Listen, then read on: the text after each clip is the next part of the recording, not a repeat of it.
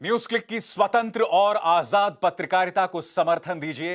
इस लिंक पर क्लिक कीजिए, ज्वाइन पर क्लिक कीजिए और उसके बाद हमारी मेंबरशिप को ग्रहण कीजिए। आपके सामने 3 विकल्प हैं। नमस्कार, आप देख रहे हैं बोल के लब आजाद है तेरे, मैं अभिसार शर्मा। मैं हर बार आपसे क्यों कहता हूं कि न्यूज क्लिक की पत्रकारिता का समर्थन कीजिए, क्योंकि मुख्य धारा का न्यूज चैनल जो है आपसे जो खबर है वो आपसे दूर कर रहा है। कल सुप्रीम कोर्ट ने मोदी सरकार को कड़ी फटकार लगाई है। उसकी वैक्सीनेशन पॉलिसी के लिए तर्कहीन और मनमाने शब्द का प्रयोग किया है। 18 से 44 साल को जो आप वैक्सीन दे रहे हैं, पेड वैक्सीन दे रहे हैं, सुप्रीम कोर्ट का कहना है कि यह तर्कहीन है और मनमाने हैं। मगर मैं आपसे पूछना चाहता हूं, इसकी चर्चा क्या मुख्य धारा के न्यूज चैनल्स में हुई जैसे करनी चाहिए थी? मैं आपको बताता हूं न्यूज चैनल्स क्या कर रहे थे। दोस्तों, आपके स्क्रीन पर ABP news, breaking news, Mehul Choksi पर लगाए गए आरोप बेबुनियाद। मेहुल चोकसी की पत्नी प्रीति चोकसी से एबीपी न्यूज की बातचीत। फिर देखिए इंडिया टुडे, देश का सबसे बड़ा news network. Great Caribbean chase for Choksi begins, Dominican court to decide on the fraudster's deportation. हर जगह मेहुल चोकसी की खबर थी। मैं आपसे जानना चाहता हूं, आपके लिए क्या जरूरी है?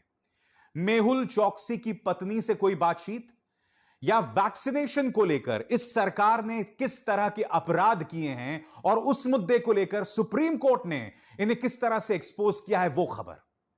मैं आपको बताता हूं, सुप्रीम कोर्ट ने जब केंद्र सरकार की वैक्सीनेशन पॉलिसी को तर्कहीन और मनमाना बताया था, तब आपके स्वास्थ्य मंत्री क्या कर रहे थे? आपकी स्क्रीन पर दोस्तों, प्रधानमंत्री श्री नरेंद्र मोदी जी के कुशल नेतृत्व में ease of doing business ranking में भारत की स्थिति लगातार सुधर रही है। भारत आज इस रैंकिंग में 63वें स्थान पर आ गया है।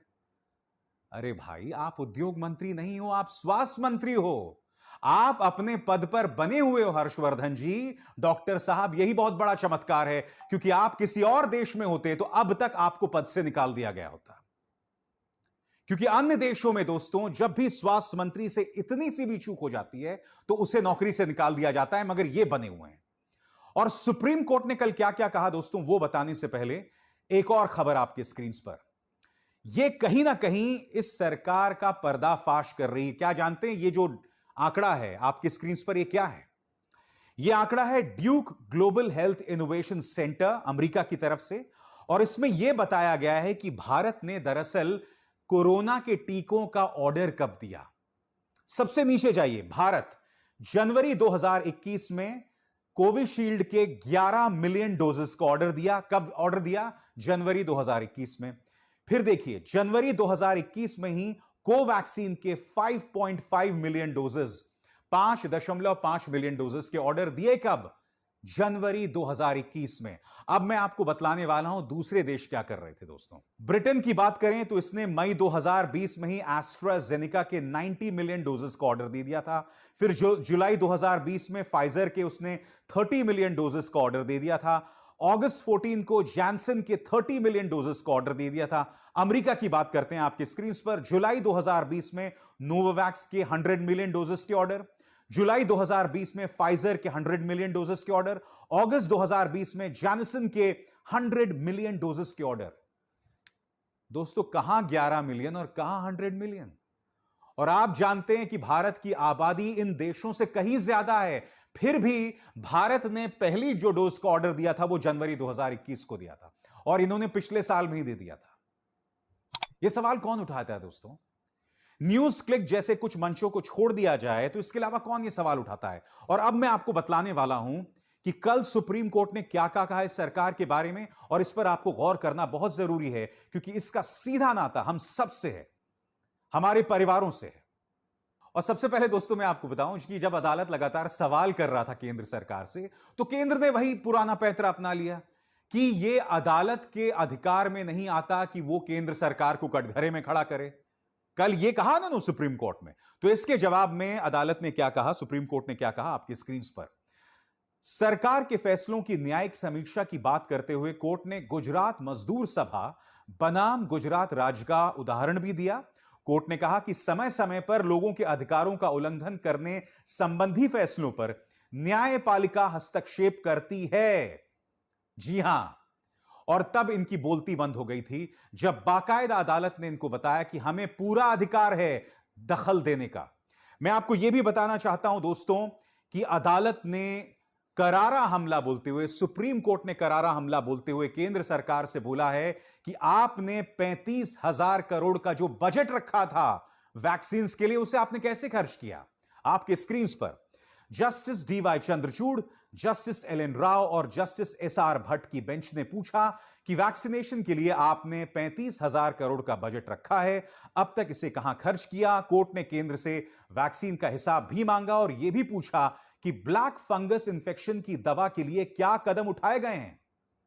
ब्लैक फंगस दवा, वो ब्लैक फंगस जो आपको होती है जब आप कोरोना से ठीक हो जाते हैं। मैं आपसे पूछना चाहता हूं, क्या ब्लैक फंगस के बारे में आप केंद्र सरकार के मुंह से कुछ सुन रहे हैं? किसी बड़े नेता के मुंह से कुछ सुन रहे हैं? मैंने आपको बताया, स्वास्थ्य मंत्री बात कर रहे हैं ईज ऑफ डूइंग बिजनेस की, जबकि उन्हें बात करनी चाहिए ब्लैक फंगस की। ब्लैक फंगस की कौन बात कर रहा है? राहुल गांधी बात कर रहे हैं ब्लैक फंगस की। आपके स्क्रीन पर उनका ट्वीट जो मैं आपको पहले भी बता चुका हूं। ब्लैक फंगस महामारी के बारे में केंद्र सरकार स्पष्ट करे। एम्फोटेरिसिन बी दवाई की कमी के लिए क्या किया जा रहा है? मरीज को यह दवा दिलाने की क्या प्रक्रिया है? इलाज देने के बजाय मोदी सरकार जनता को औपचारिकताओं में क्यों फंसा रही है? आज जो सवाल यहां राहुल गांधी उठा रहे हैं, यह सवाल केंद्र सरकार क्यों नहीं उठाती?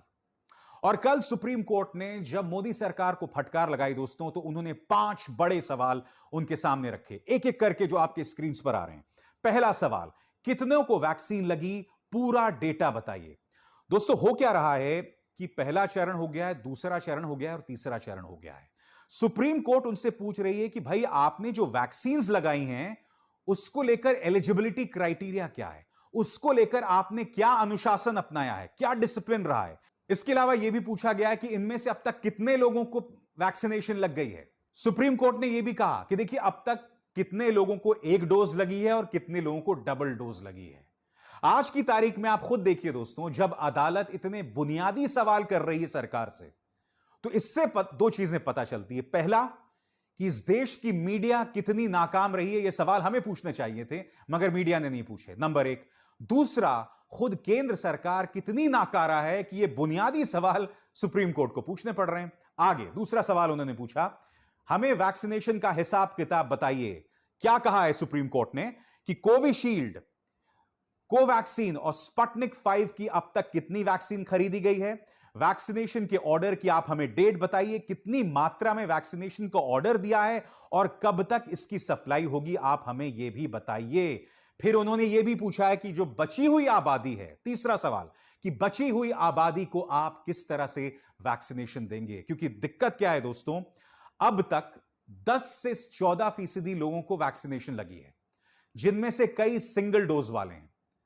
यानी कि भारत को अभी एक बहुत लंबा चौड़ा सफर तय करना है। इसलिए सुप्रीम कोर्ट ने अपना तीसरा सवाल किया है कि जो बची हुई आबादी है, आप उन्हें वैक्सीनेशन कैसे देंगे। उसके बाद, राज्य मुफ्त टीकाकरण पर स्टैंड साफ करें। यह बहुत अहम बात है दोस्तों, क्योंकि आपको याद होगा कि कई राज्य जैसे झारखंड, कई राज्य यह कह रहे हैं कि हम लोग मुफ्त में टीका देंगे, मगर इसको लेकर क्या पॉलिसी है, आपका क्या फाइनेंशियल स्ट्रक्चर है। यह सवाल कहीं ना कहीं राज्य सरकारों से है और इसे लेकर सुप्रीम कोर्ट ने अपनी चिंता जाहिर की है। पांचवा और आखिरी सवाल, पॉलिसी से जुड़े दस्तावेज हमें दें। अदालत यह पूछ रहा है दोस्तों कि कोविड वैक्सीनेशन पॉलिसी पर केंद्र की सोच को दर्शाने वाले तमाम दस्तावेज हमारे सामने पेश किए जाएं। कितने शर्म की बात है दोस्तों कि आज की तारीख में अदालत को यह पूछना पड़ रहा है कि भाई पॉलिसी क्या है आपकी। यह काम अदालत को करने की जरूरत बिल्कुल नहीं है। कुछ हद तक मैं इत्तेफाक रखता हूं सरकार के नुमाइंदे से, क्योंकि मैंने कार्यक्रम की शुरुआत में बताया, सरकार के नुमाइंदे ने कहा कि अदालत को यहां दखल देने का कोई अधिकार नहीं है। मगर अदालत क्यों दखल दे रही है? अदालत इसलिए दखल दे रही है क्योंकि मोदी सरकार काम नहीं कर रही है। हकीकत यह है और इस हकीकत से मुंह मत मोड़िए। मैं फिर आपसे पूछना चाहता हूं दोस्तों, आज जो तमाम मुद्दे मैंने आपके सामने बताए, क्या यह जरूरी नहीं थे? क्या यह आपको जानना जरूरी नहीं है? क्योंकि बताया जा रहा है कि जो तीसरी लहर आएगी कोरोना की, उसका सीधा असर हमारे बच्चों पर पड़ेगा। क्या आपको सरकार से जानने की जरूरत नहीं है कि सरकार की क्या वैक्सीनेशन पॉलिसी है? इसीलिए तो सुप्रीम कोर्ट ने फटकार लगाई। अगर मीडिया आपको मूर्ख ना बना रहा होता, सरकार को बचने का रास्ता ना दे रहा होता, तो सरकार आज की तारीख में काम कर रही होती है। मगर वो काम नहीं कर रही है। क्यों नहीं कर रही है? और यही वजह है कि आज सुप्रीम कोर्ट उनसे सवाल पूछ रहा है। मगर बोल के लब आजाद है तेरे में हमारा फलसफा है कि अपने बोल को बुलंद कर, खासकर तब जब ताकत का इस्तेमाल कर इसे दबाने का प्रयास किया जाए। अभिसार शर्मा को दीजिए इजाजत।